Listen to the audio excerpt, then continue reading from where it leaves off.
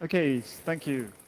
So today's topic is going to be related to the expanding powers of law enforcement, at least the proposed expanding powers. We see this in different areas. We see it in the case of PRISM. We see it in the Netherlands with a new proposed law which greatly expands the powers of law enforcement to observe and to interfere with people's digital activities. Okay, so we're going to be talking about that, and for this, I'm going to be the moderator. My name is Herbert Bos. I'm from the VU University Amsterdam. The panelists that we have, it's a small panel, is on the far left, on your side, the far left, Rejo Zengers. He's a privacy advocate, works for Bits of Freedom, and he cares about digital rights and internet freedom and these sorts of things. And on your right, we have Merel Koning, who's a PhD researcher at Radboud University in Nijmegen. She's published on this topic in the past, even before these proposed laws were written. She wrote a thesis that was all about whether hacking should be permitted as an investigative method. And she's written some articles on this later also. So these are your panelists, and just to give you an idea of where we are, because there's some people from, not from the Netherlands. There's also people from the Netherlands who may not have all the details of this new proposed law. I would like to ask first, how many of you have heard of this proposed law in the Netherlands that gives, greatly expands the powers? Great. So how many of you have read the memo of an explanation that goes with it? So that's much fewer. Maybe we get more people if we ask, how many of you know basically the four major items in this proposed law, right? So this is proposed amendment. Okay, so that's relatively few. So before we start, I would like to very briefly, without going into details, remind you what this is, what this new expanded powers for law enforcement might be.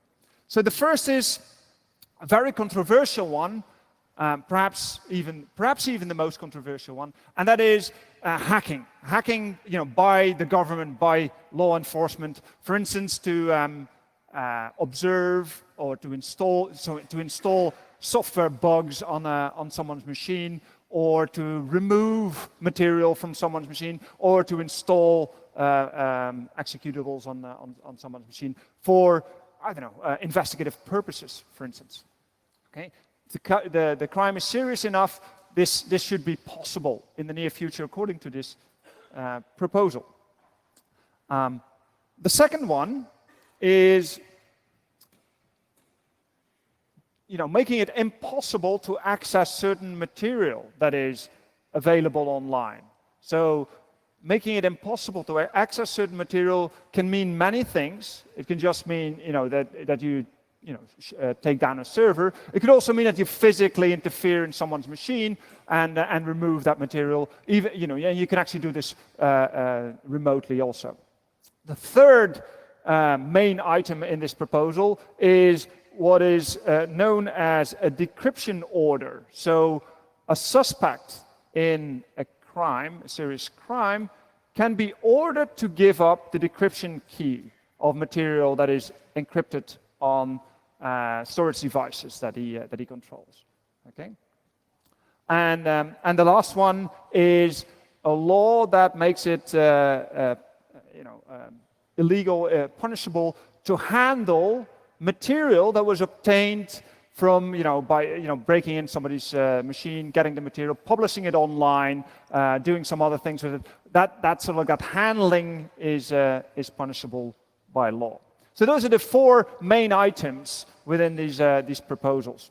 And before I start filling up the time altogether, I would like to give the two panelists, say, 2 minutes to comment on these four items in this entire set of proposals in general terms, in just 2 minutes. And I would like to start with ladies first, I guess. Okay. Merel. So there are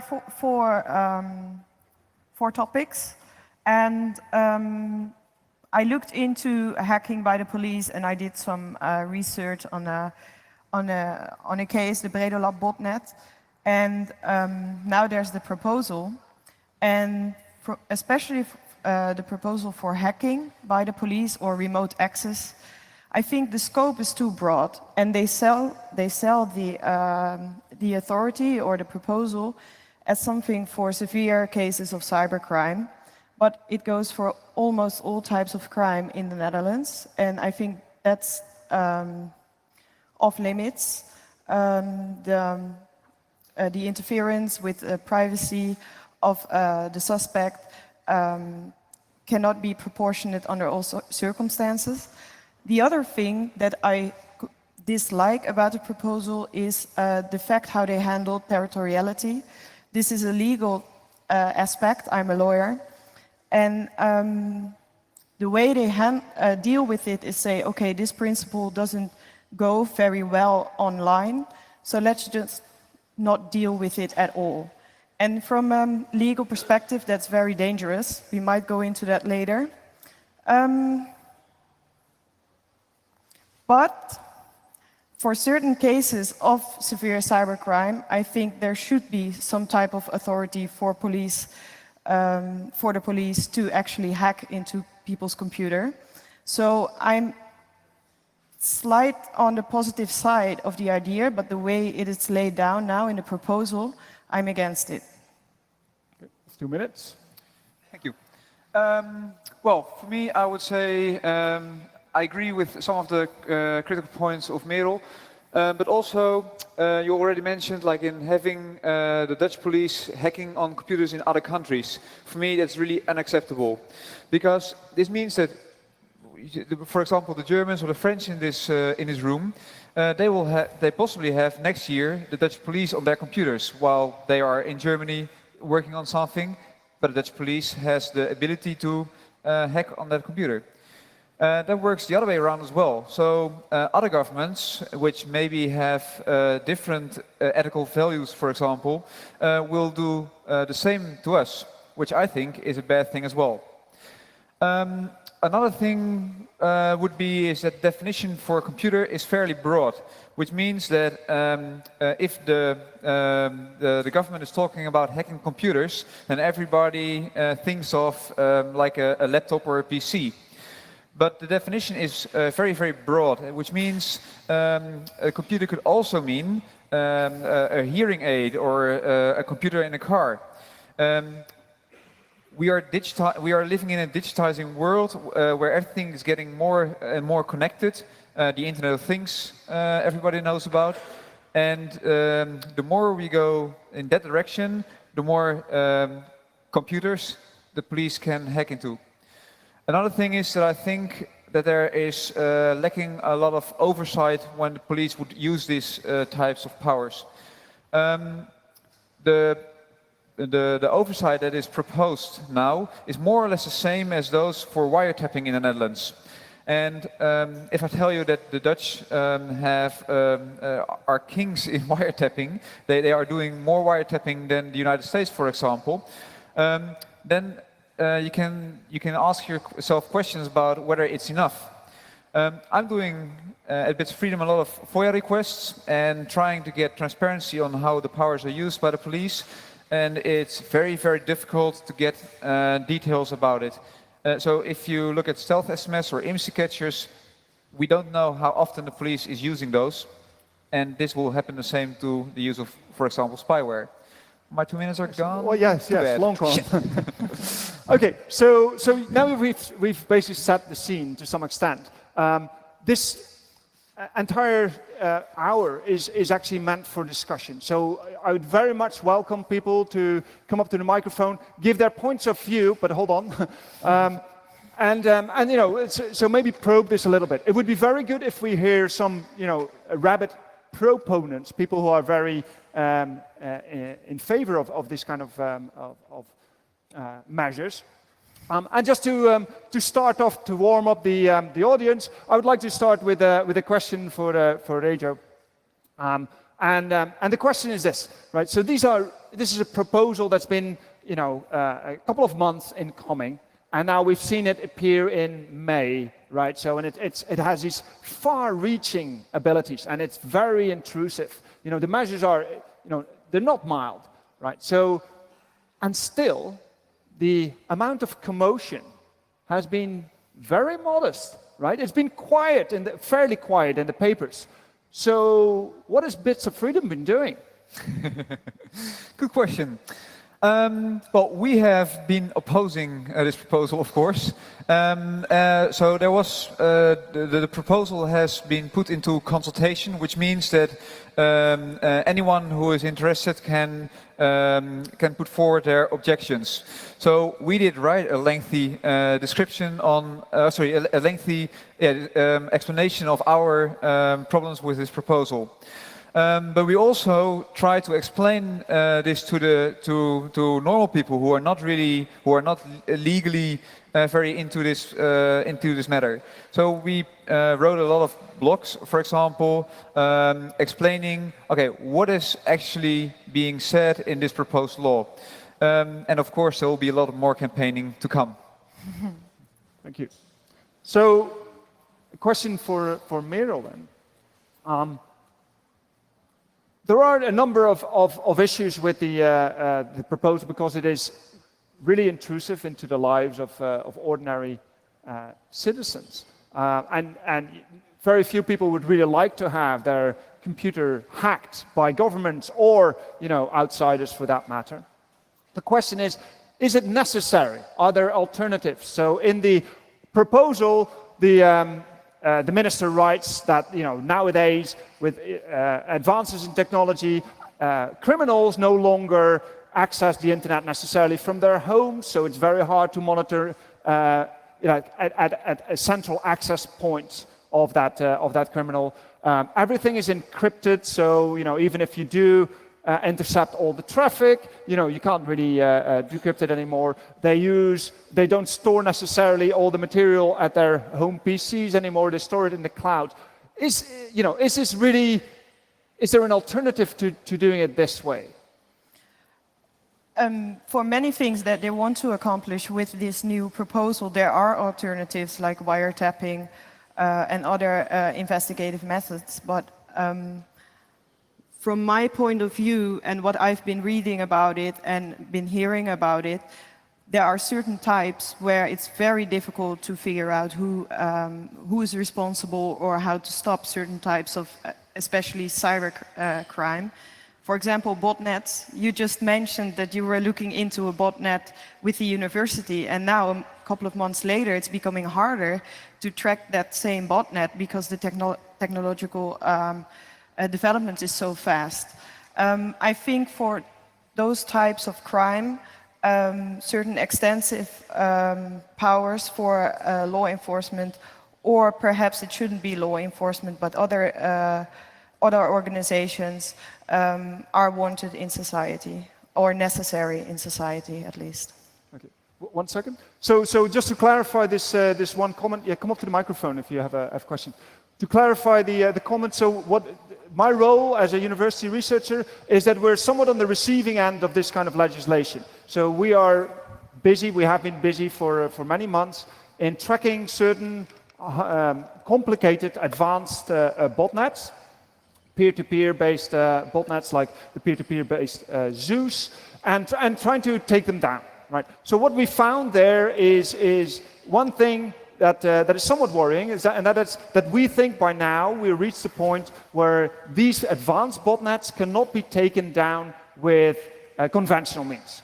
Conventional means sinkholing, you know, no interference into these things. So it's a data point. I'm not saying that this is a good cause for hacking government. It's just a data point. And one of the other things that we ran into is that we actually found, you know, data. You know, we could have found data. We didn't look into that at all, but we actually are worried about, you know, the extent to which we can actually look into the stuff that's going on in this botnet. Okay, we think it's interesting from a research perspective, but we don't touch it because there are no legislative rules for this that we can apply to. I just want to give the floor briefly to Radio because he had a comment on that, and after that it's your question. Because I want to add, like for the decryption order, I think there's no justification for its necessity. We've been doing at Bits of Freedom lots of FOIA requests, so we've asked the government, please show us documents which prove there's really a problem with the encrypted files on the system. And the only answer we got from the police was, there are no documents. And the only answer we got from the prosecution was, there's no documents about this. So this means that either there is no problem or it's not documented. And in both cases, I don't think that's enough to justify such a decryption order. Yeah, I agree on that one. I fully agree with you on the decryption order. It's very much against the nemo tenetur beginsel, to say it in Dutch, to not cooperate with your own incrimination. But about the hacking, I have a question. What are the circumstances under which someone can be hacked from a law enforcement point of view? Because you have to have a reasonable suspicion to begin with, not deriving from hacking, because you can only do that after you have some kind of permission from the rechtercommissaris. So how is that being tackled in the This is a question for which panel? Merel? middle? Yes. From the top of my head, I have the proposal there, but so there should be suspicion and to a certain level, and there should be dringende noodzaak, so there should be an urging cause. Yeah. Pressing need? Yep. Yeah, pressing need. As well as the general conditions under which law enforcement can deploy certain methods of proportionality and subsidiarity.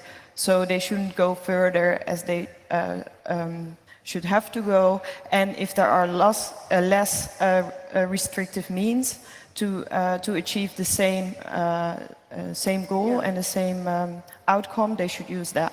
So wouldn't there be kind of a test by a judge before Yes. permission is being given? So law enforcement should go to the public prosecutor, and they have to ask the investigating judge, and he has to send that to a commission, and the commission will look into the certain to the specific case.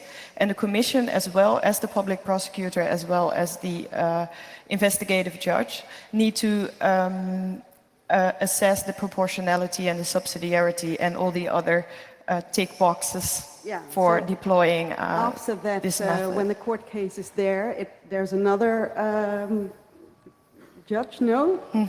Well, Yeah, and I think that's one of the problematic things in this proposal.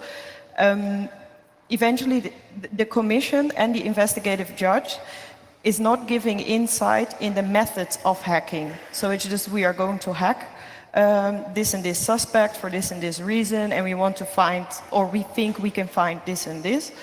But the way they do it, it's all secretive, because otherwise they could give criminals an advantage if they give out their methods. That's the reason behind it. So that's not being given in this order. So the judges in the end cannot assess whether the proportionality and subsidiarity is actually being taken into account in that certain case. So there's a difficulty and two sides to it. On the one way, they don't want to give out their methods. On the other hand, we want transparency to see what is happening. So that's very problematic in this proposal. Okay, Does thank this you. answer your question? Yes, it and Do you have can any comment to... Also, I think it's a misunderstanding that everything that the police does will be judged in the end. Yes. Because when there's an investigation done, maybe the police thinks at some point, okay, it doesn't lead anywhere, we drop the case and that's it. Then maybe those powers are used, but they're not in front of they're not judged by a court. The same goes for you have so these powers are used to come to to justify a suspicion to say someone you are guilty, but to prove that the person is guilty, you can get away with only showing some of the powers that have been used. So it's not necessary that all the powers that have been used are told to the or explained to the judge, and this does actually happen. There's a uitspraak. There's a uitspraak. Court case. Verdict. A verdict, yeah. There's a verdict on a case this summer where the police was using stealth SMS, and they didn't tell the court about it, but because the lawyers were asking about it, then it turned out stealth SMS was being used. And I presume the same will happen to the use of, for example, spyware, because police does not want to have this judged. They want to keep it to themselves. They want to be very secretive about it. So I think it's a general misunderstanding that everything the police does will be in court. Stealth SMS, did they got investigative judge on that? Was it the same procedure followed? Because this is a written procedure that they have to follow, and it's in the case. Nice you're asking this, because Yeah. because it's funny. There was a stealth SMS is something which is not really regulated in the Netherlands. There's no law which allows the use of stealth SMS. So this is done by some more generic provision by law, and the police has its own setup, has its own rules on how to use this power. One of these rules in this policy is they have to write it down to describe what they have done. So to use it in a court room, for example. But in this verdict, it showed police did not adhere to their own rules. So they did not write down what they needed, what they were requiring themselves to write down. So even if I don't think that's enough anyway. So I don't think it will work. All right, thank you very much. I have an opinion on the topic of this panel, and I'll try to be brief. Allowing states giving them hacking capabilities actually makes the internet less secure than more secure. You're incentivizing them to research vulnerabilities, which is good, but instead of fixing them, they're going to write exploits, and they're going to weaponize them. They're going to make the internet less secure than more secure, which even creates a spiral, because if they don't fix vulnerabilities that they know about, many internet users are affected by those, which also the criminals know and use it to grow their botnets, which actually creates more cybercrime than less cybercrime. Also, it incentivizes the $1 million market that already exists in vulnerabilities, pushing even more money into it, getting even more people to, instead of doing responsible disclosure or in-doubt full disclosure, write an exploit and sell it to a shady government. You've mentioned that other countries are supposed to be hacked. Well, then they want that capability too, and we're going to have an international, I don't know, I don't want to use the term of cyber war, but if all the governments engage in hacking other people's computers, what the fuck is this? Even if you did get into the point of, oh yeah, we need this tightly regulated and only for the real terrorist stuff, it's not going to work, because when you intrude a computer, when you own it, you cannot use any evidence on there in court, because you have no proof that it hasn't been tampered with. The Dutch law already also says you're allowed to delete files. Well, I've seen many times in court cases that files were deleted, which could have helped the defendant.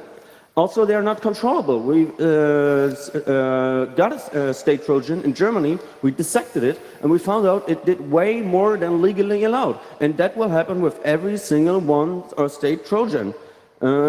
If you allow states to have their capability, well, we're the democratic countries. What are the authoritarian regimes going to say? They're going to have a field day. Hey, you're doing it, so we want to have this too. You'll open up Pandora's box. You'll make the situation worse for everyone. So should states have hacking capabilities? Hell no. They're afraid to fix that. Well done.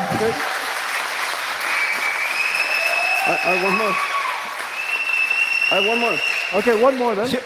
Shall we There are swap ways around microphones? it. If you know, if you want to own a box, you know it's IP. You know who's legally responsible then. Get a court order, take down the box, do forensics on it. It's been happening for years. Exactly. Thank you. So just summarizing, I think there were four main points. So I don't know whether I remember all of them, but one of them is it will actually increase the market for exploits, and you know, there will be more selling of those exploits to governments and perhaps shady regimes, right? That was another point.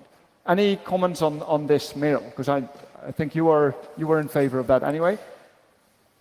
Yep. Certainly, the moment there's more demand to sell exploit, it's more interesting to do that.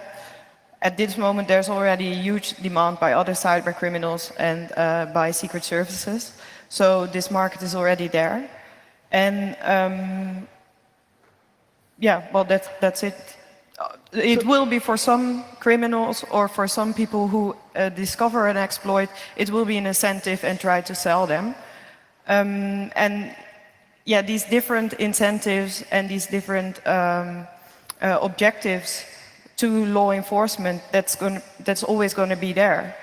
Just like securing your house is very good not to get burglary, but if they want to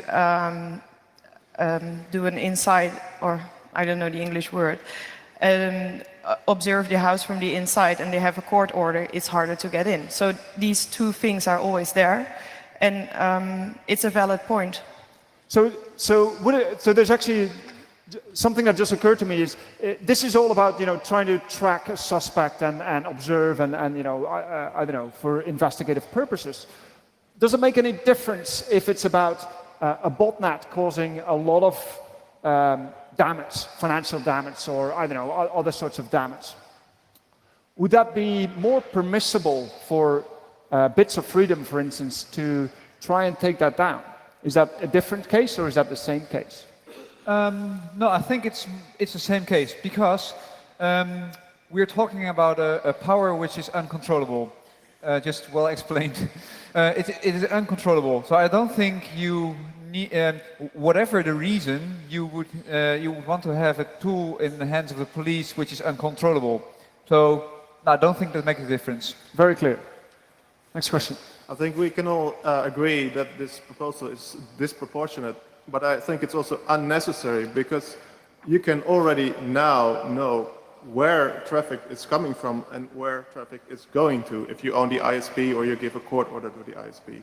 Second, you can read the raw messages being sent and received. The thing about hacking is not that you can force the computer to do nothing, because if you want to shut it down, you can just pull the internet connection. But you need to hack it if you want to make it do something specific, like decrypting some message or giving messages to other systems. And if it is indeed a botnet controller, then you may be able to hack this system, then give messages to the controlled botnet computers to shut the application down. But then these systems would still be compromised and the owners would never know. Okay, good point. So the main point, I guess, so far was that you don't need this because we already have the means to obtain the traffic and legislate and do things at the ISP level, right? So the proposal, actually, does any of you want to comment? The proposed law actually mentions this as a problem. Any of you want to comment on this?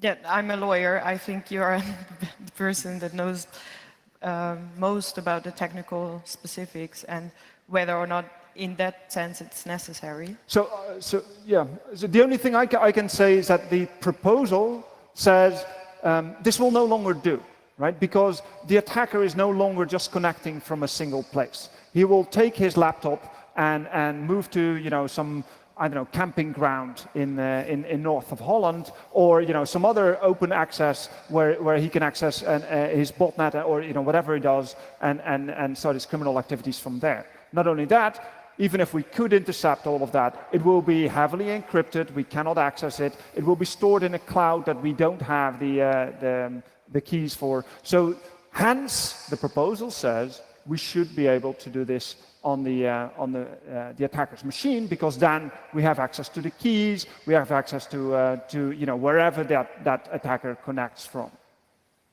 Making things that things are becoming more difficult doesn't mean other powers are necessary. So I still don't see a reason for having these powers around just because of that. Okay, I'm not surprised. I was wondering, I had a question about the decryption orders. Is that also a relevant subject for now, or? Yes, absolutely. Yes, it's the full breadth of the proposals. Yes. All right. So I was wondering. I'm not sure if anyone has heard about plausible deniability, but it's basically a way to technically make it impossible to prove that you've decrypted all your data. So you'd have lots of different partitions, and they'd all have their own key, and they'd be hidden. So you could have several partitions, one with your recipes and one with your confidential data that will prove that the government is doing something bad. And I was wondering, just because right now, with the current proposal, you'd be guilty until proven innocent, which is pretty bad in my opinion. But would they be able to hold you forever if they would, you decrypted something, but they can't prove there's more? Can you give me something about that? I heard you were a lawyer, so I was wondering if you could tell me something about this. Sorry, I did. What was your question? At the end, I didn't hear you. Sorry. So I was wondering if they, right now, with the current proposal, they could hold you or even put you in jail if you don't decrypt your hard disk. Yeah. But I'm working on some software that would make it impossible to prove that you've decrypted everything. Mm-hmm. Do you have something to say on that? So you're talking about hidden containers that even if you decrypted one layer, it's not going to find all the other. Well, you technically really can't prove that there's more or less of them. Quite. Well, if they can't prove it, you can't be found guilty of that certain crime, because that is willingly not cooperating with decrypting. And if you, if they don't know that something is decrypted, then they cannot order you to decrypt it. So if they don't know about these encrypted containers, you cannot be found guilty. All right, so let's assume that they know that I could have an infinite amount of partitions. Mm-hmm. Could they hold me if I decrypted 5 of them, if they don't know I have any more? Because now I think you were assuming that they didn't know I had several hidden ones. Mm-hmm. But let's assume that they know that I might have more, but they can't prove I have more. So then under Dutch criminal law, you can't be found guilty. Thank you very much. Scary. Hi, I don't know much about the Dutch proposals. I'm interested in what information they've said that will not be allowed to be published on the internet, because I've been living in Britain for a while, and I come from Australia originally, and like Iceland, they're trying to introduce this concept that the internet will be filtered. They're generally talking about pornography, but as I don't really think the governments give a damn about pornography, they certainly don't care about sexism. They've been dismantling the employment rights for women for quite a long time now. My feeling is there's a big move to get us being used to the internet being more regulated, that they want a lot more censorship or control over what's published on the internet, and they're bringing it in through things like pornography, because they feel that people will be too embarrassed to fight against it. If it's just an anti-pornography law, you're obviously just a pervert if you think these laws are bad. So I'm just wondering what is the Netherlands laws about what you're allowed to publish? Have they specified what it is, and is there any feeling about what they're trying to introduce with that segment of the law? Well, I think, I'm not sure whether I understood the question correct, but I'm just going to answer and we'll see if it is the answer to your question. In the Netherlands, you have a number of wars for justifying new proposals. So terrorism is one thing which is always in the justification for a new proposal. The same goes for I hate to say it, but sexual abuse of children, that's always a reason for having completely out of tune proposals. Of course, these are very, very important issues, and we need to think about on how to solve these properly. But that also means that we need to make sure we give the police the effective powers and not just powers which give the government an image of being very hard on war, hard on terrorism or whatever. But they need to be really, really helpful, and that's why I think that these proposals are not working. I think in these proposals it's also not exactly specified, right? What kind of information they might deem as I wouldn't say undesirable, but illegal. Is that right? Yeah, it's fairly broad. So that's, yeah. It's very broad, that's right. Yeah. Does that answer your question? I don't know where you've gone to. Yeah. Right. I had a question about the discussion just earlier about the decryption order, and I'm not quite sure if I understood the answer. If I have a hidden volume, say I encrypt it and it's my plans for the world revolution, and there's all sort of things about cooking pans and backpacks on it. Yes. And with the other key, I just encrypt my pictures from OHM 2013. Were you saying that if the government suspects I have these plans for world domination, but they can only see my pictures here, I'm going to be found guilty anyway? That depends. No. Well, guilty of what? But, well, I'm talking about the hidden volume. So you have one encrypted file, but you have two different passwords for it. Yes. One password gives you access to the truly incriminating information, and the other password just gives you access to some very innocuous information. Yeah. And I thought you were saying, just as an answer to the person before me, that if the government suspects that you still have some information that they haven't gotten their hands on, you can still be found guilty. That's because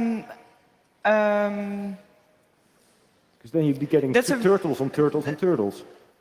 I know, and it's a very difficult answer. I can't give it now. There's some jurisprudence on that, and it's very vague on what's the burden of proof that somebody has information and you know that that person has information and he needs to give it out. Bert-Jaap Koops, he wrote an advice to the government on this decryption order, and he goes into that in detail. I disagree with him in the end, his conclusions, but that really depends on all circumstances of the case. So that's my answer. I'm not going to say like you are guilty or you're not guilty, because I think the other question was different. It was more that if there's absolutely no proof that there is a encrypted container, can you be found guilty of not giving up your key? And then my answer is no, then you cannot be found guilty. So that's a very clear case, but it's a gray zone. So okay. There's a report written by Bert-Jaap Koops in which he finally concludes that this decryption order is in line with jurisprudence or in line with the European Convention of Human Rights. So it doesn't interfere with human rights as long as it meets certain criteria, and he sums them up in the end. And there's an English executive summary, so you can all read it. Okay, I'm going to look into that. There is a burden of proof, I think, right? That's the yes, summary. There is a burden of, you have to prove and that there depends is a from the circumstances of the case. Can I add one more thing? But for once, the burden of proof will be then with the government to prove that I'm guilty, I assume.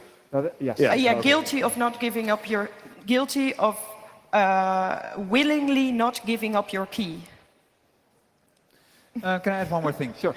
Because I think decryption order is a very powerful order. So we should be very careful in having this in law and afterwards in actually using it. The same report Merel was talking about says decryption order doesn't work for the real big criminals, for the hardcore criminals. It only works for the petty thieves, because the hardcore criminals are wise enough to use all kinds of hidden volumes or even volumes which you cannot prove they are hidden. So it will not work against them.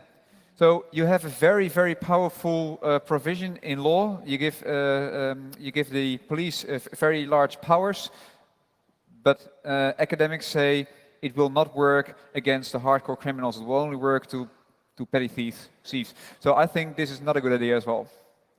So next question, but I would also like to encourage everybody who's in favor of these proposals to step forward. Yeah, that's why I'm here, I think.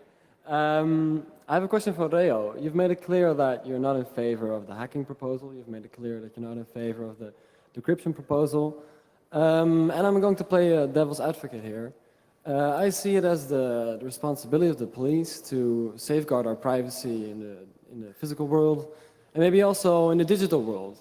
So do you see the police having any role on the net? And if so, what role is that? I was wondering about your opinion. Well, I think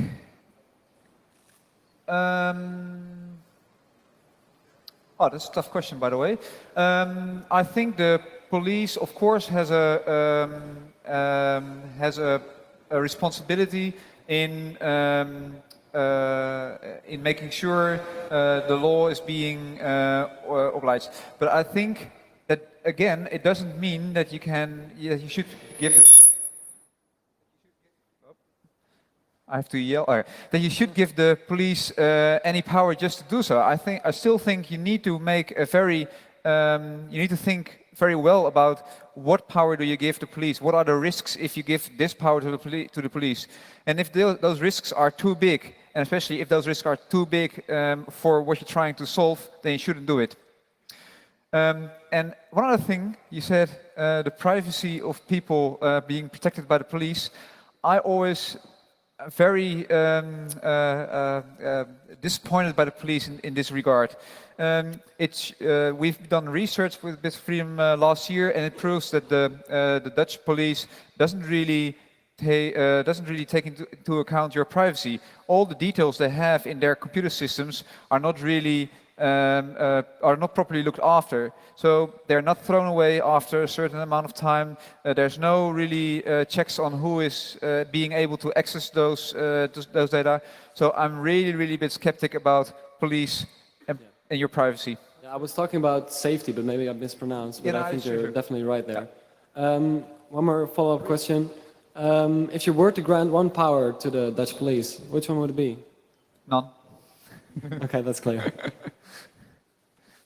Okay, I don't actually have a question, but maybe a cautionary tale of what happens when you hand people superpowers like hacking.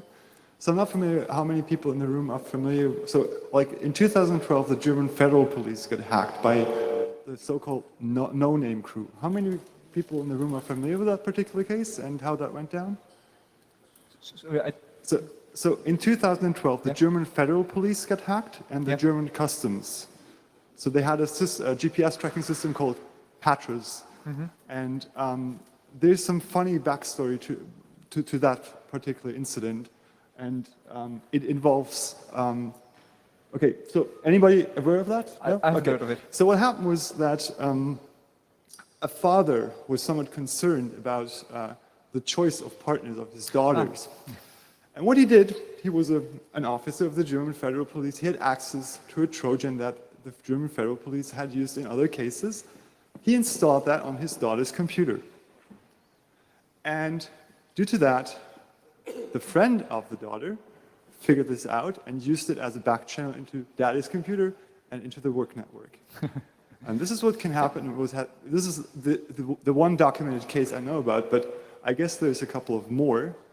And I think we should be very careful. And I bring this forward because usually the other side argues with like one or a handful of cases about what these great capabilities have enabled them to. And when you ask about specifics, it boils down to, oh, that was at most one right before Congress, for instance, in the US recently. So just a little bit of thought for you. Very illuminating, thank you. Hi. Not as much a pro or anti question, but more of objective question. What about the oops, I lost my key argument? Suppose a suspect would be required by law to disclose the decryption key because he's under suspicion. And the suspect says, oh, sorry, I forgot the key. Or I lost the key, in case you wrote it down. There are two possibilities. Either the suspect is lying and using it as an excuse, or could actually equally be possible, the suspect actually did lose the key. What effect would that have with regards to the burden of proof? How would that work? Happens to me all the time. So who are you asking the question? Both. Both. Meryl, maybe? Okay, I'll start. Well, again, it's the burden of proof. So I think it will boil down to this question. Will the police be convinced that you have actually forgotten your password, or will they think that you are just not willing to say it? If the latter is the case, you will go to jail. If the first one is the case, there will be no problem, or not at least not such a big problem anyway. There is certain jurisprudence on cases where somebody should have information, but he claimed that he forgot it, and there was still a verdict, and he was proven guilty. So there are cases in which, oops, I forgot it, was not accepted by the judge, and this part is also in the research of Copes that I referred to earlier. He goes into this argument quite extensively there. So what if you actually did lose the key? How can you defend yourself? It's quite problematic. I have my passwords in a PGP encrypted file. If I lose that file, I'm fucked when the police will be on my doorstep. The same goes for my ATM card. I have a 4-digit number, which is like in memory. I remember this because of typing it. But if the numeric keyboard is the other way around, then I will mistype it all the time. Even when I'm stressed sometimes and I'm trying to get some money out of the wall, I forgot about the code. And then, yeah, that would be a problem. Yeah.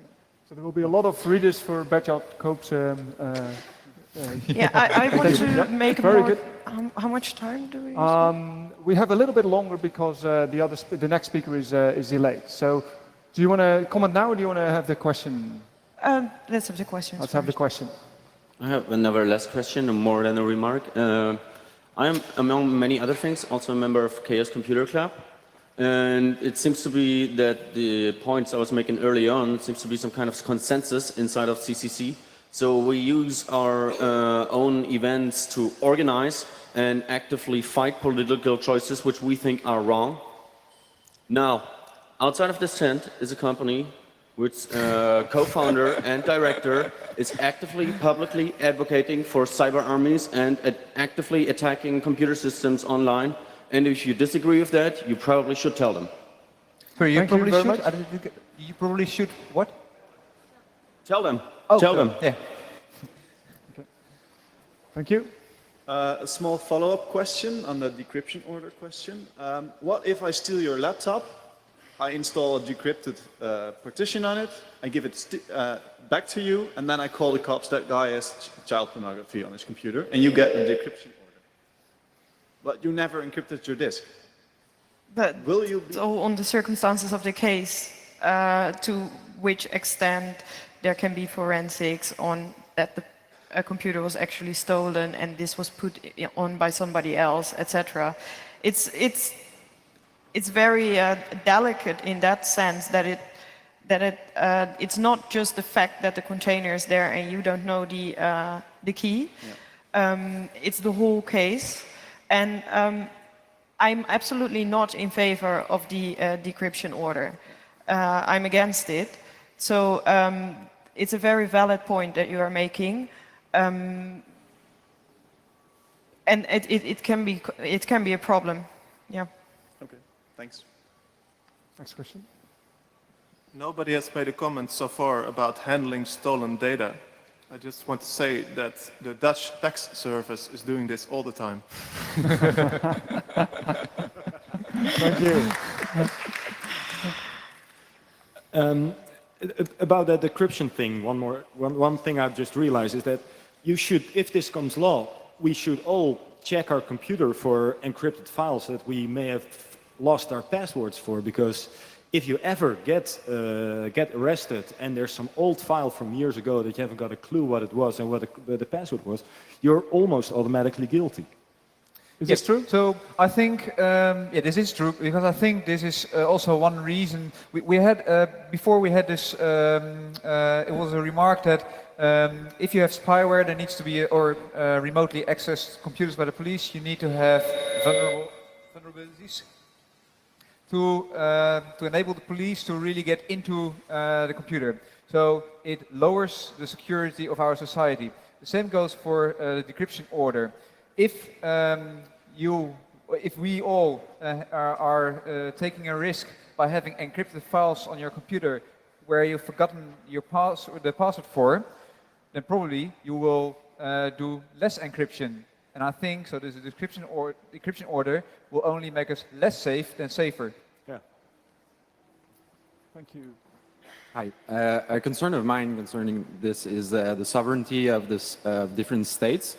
So you argue that this measure is necessary in the case that we don't really know where this criminal is located. Well, how can you prove that the person is based in the Netherlands when you are going to actively, offensively attack their system? If you can prove that they are in the Netherlands, then why can't you just do it the traditional way where you get a warrant and actually physically go to that machine? Is just the police being lazy, or... Thank you. Very good point. That's one of the problematic aspects of this proposal. And what you see, how the government dealt with that aspect, is say, okay, there's a principle of territoriality. That means that you have the power to enforce your law on a certain territory. And this principle doesn't go online. It doesn't work like that. So we just don't use it. And then they make a remark lower to it, and they say, and in case we do know where the suspect is, or where the server is located, that doesn't necessarily have to say that we use traditional methods. We can still use this new hacking authority. So, and that is very problematic, but also on a legal, from a legal perspective, because this territoriality principle doesn't go only for the fact that you enforce your criminal laws and you can go after crooks. It also goes for the fundamental rights protection. So it has two sides, territoriality and legality. So you can enforce your laws, but you also make sure there's enough protection and everything is proportionate and subsidiary. So all these measures are being taken. The moment you start enforcing your laws abroad, or anywhere around the world, that whole side of legality, that whole side of territoriality, the fundamental rights aspects are not taken into account, and that's not well taken into account in this proposal. And that's highly problematic for the fundamental rights protection around the world. And can I add to that? Sure, briefly though. Yeah, the Dutch government is proposing these powers by saying we need this power because we sometimes don't know where a computer is. But one of the reasons for having this power, if you read the actual proposal, is just for being able to look inside a computer and see whether there is a reason for other powers to be introduced. So it doesn't really... So the government says it's for one reason, but there are many other reasons the government wants to have this proposal accepted as well. Question? All right, it will mostly just be a quick remark, and that is that the realization of the person in the front row, that you can't even have a single encrypted file on your disk. It also means you can't have any random data on your disk, and which happens pretty often. So I'm kind of confused now where the burden of proof is, because the point I was making previously is that this first law would say we suspect you of doing something wrong and we want you to encrypt your disk, which means they don't really have a real burden of proof, because that you need to decrypt it. But when they can't prove that you have several disks to encrypt, so they can't prove that you have multiple, then the burden of proof is again on them. In a way, it's the kitchen knife. Everybody has a kitchen knife, but it can be used for murder. So there is random data, but does that random data mean that there's an encrypted file with certain illegal material on there? That depends on the other circumstances, I would think. Or wasn't that your question? Well, what kind of circumstances? Well, that's a case-by-case assessment. So then the burden of proof is not really on them. So it's going to be decided by a person rather than just... You said it was a brief comment. All right, sorry. So we have time for one more question, I'm afraid. Sorry, Ralph. Okay, I wanted to comment on your answer to the previous question. If I understand correctly, you said that the reason the government wanted the hacking power was because it didn't know where the computer was. But if I read the explanation of the law correctly, it said that it wasn't so secretive about why it wanted it. It was because it wants to actively monitor the communications of criminals and wants to, for example, with full disk encryption, wants to see the encryption keys while being in memory. They weren't very secretive about that, and I heard you say that. I'm not saying they are secretive about it, but I'm saying that if the government is explaining this law in the media, for example, they will. The first point they're going to make is they're going to say it is needed to have these powers because we are not able to always determine where the computer actually is located. But there are many other ways, and they are. Of course, it's in a provision in the law, so everyone can read it. But if they are gonna, if they're gonna explain this to the general public, that's the first point they make. All right. Yeah. Thank you very much. So I would like to wrap up this panel by doing a really short poll. So we had 4 items in this Dutch proposal. One was giving hacking powers to the government. I would like to ask everybody who is in favor of this proposal in some way or moderately in favor to raise their hands. Okay, so we do have some people in favor. Who's opposed to that part of the proposal? Okay, there's a few more, and then there's a couple without necessarily an opinion on this. The second one was removing the accessibility to certain types of information, either by deleting it or by just cutting down the access to it. Who's in favor of that? Just to give you an idea of how we stand in this community. Some maybe so. Who's opposed to that? Okay. Then we get the somewhat controversial issue of decryption orders. In favor, please raise your hands. So this is clear. This seems to be unanimous. Who's opposed? I should ask also. So it's basically most other people. And finally, we had the handling of stolen data. So this is punishable by law, according to this proposal. Who would be in favor of that? Okay, so a few hands. Who is opposed to that? Okay. So I'd like to thank you all very much for the stimulating questions. I'd like to thank the panelists Merel and Reo very much for their open answers. And I'm Ralph. We're going to go to the media cafe, so there will be time for further questions there. Thank you very much.